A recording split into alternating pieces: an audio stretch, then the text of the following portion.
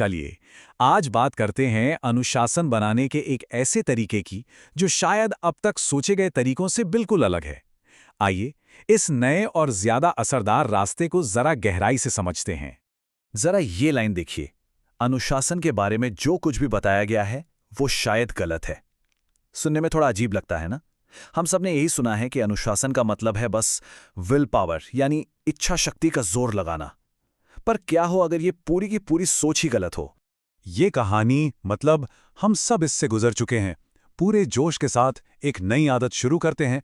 पहला हफ्ता कमाल, ऐसा लगता है जैसे हमें कोई रोक ही नहीं सकता।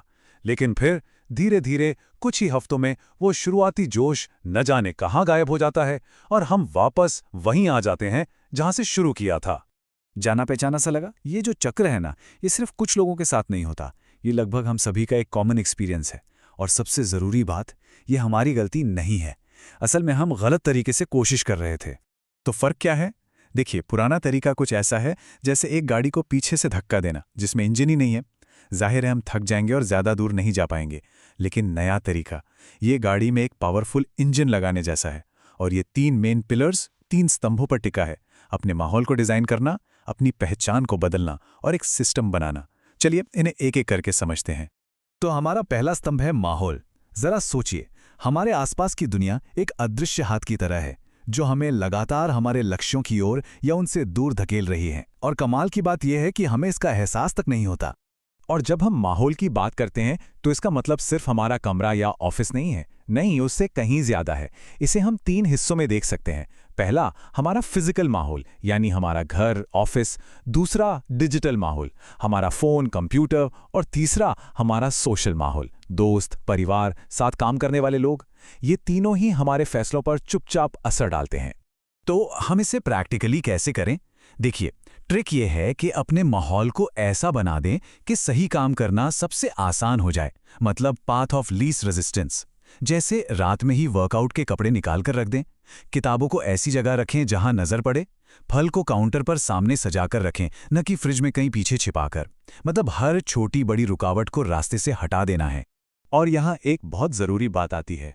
कभी कभी सबसे पावरफुल स्ट्रैटेजी कुछ जोड़ने की नहीं, बल्कि कुछ घटाने की होती है। प्रलोभनों को ही हटा दें। सोचिए, अगर घर में सोडा या जंक फूड होगा ही नहीं तो उसे न खाने के लिए इच्छा शक्ति की जरूरत ही नहीं पड़ेगी। सिंपल। तो माहौल को ठीक करना तो बस पहली लेयर है। अब आते हैं दूसरे स्तंभ पर, जो इससे भी ज्यादा शक्तिशाली और गहरा है, हमारी पहचान।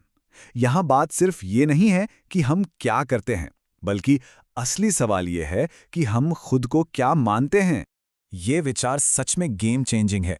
हर काम उस तरह के व्यक्ति के लिए एक वोट है जो आप बनना चाहते हैं। इसका मतलब यह है कि हमारी पहचान कोई पत्थर की लकीर नहीं है। ये तो हमारे छोटे छोटे कामों, हमारे रोज के फैसलों का नतीजा है। हर बार जब हम कोई काम चुनते हैं तो हम असल में उस इंसान के लिए एक वोट डाल रहे होते हैं जो हम बनना चाहते हैं। या फर्क को समझिए। एक होता है व्यवहार का लक्ष्य, जैसे मुझे 500 शब्द लिखने हैं। ये एक काम जैसा लगता है, एक बोझ जैसा।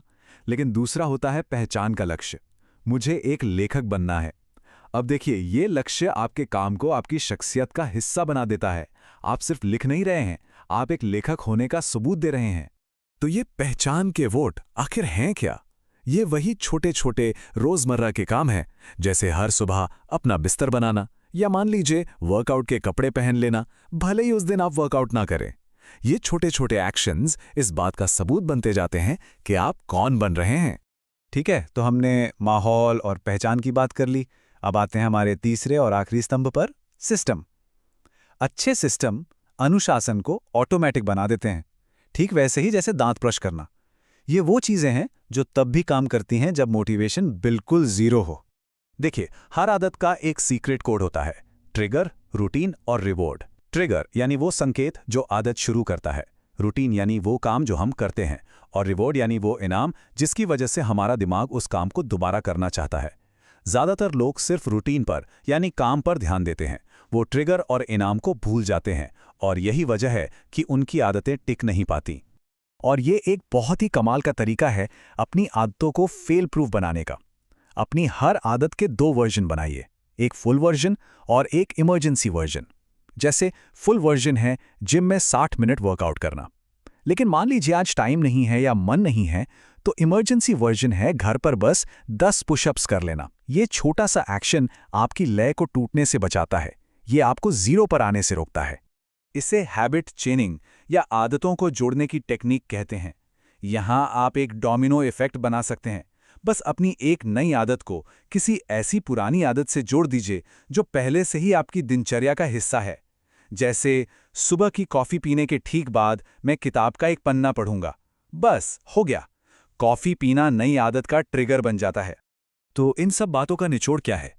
बात यह है कि हमें अनुशासन के बारे में अपनी पूरी की पूरी सोच को बदलने की जरूरत है। अनुशासन कोई पिंजरा नहीं है, कोई सजा नहीं है। असल में ये आज़ादी की तरफ पहला कदम है।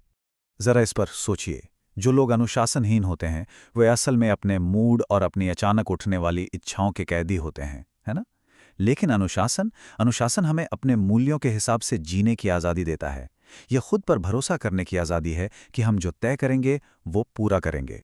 तो अब सवाल ये है, ये सब सिर्फ जानने के बारे में नहीं है, ये करने के बारे में है। तो आज अभी वो कौन सा एक छोटा सा काम है जो कोई भी कर सकता है? वो कौन सा एक वोट है जो आप डालेंगे उस इंसान के लिए जो आप सच में बनना चाहते हैं?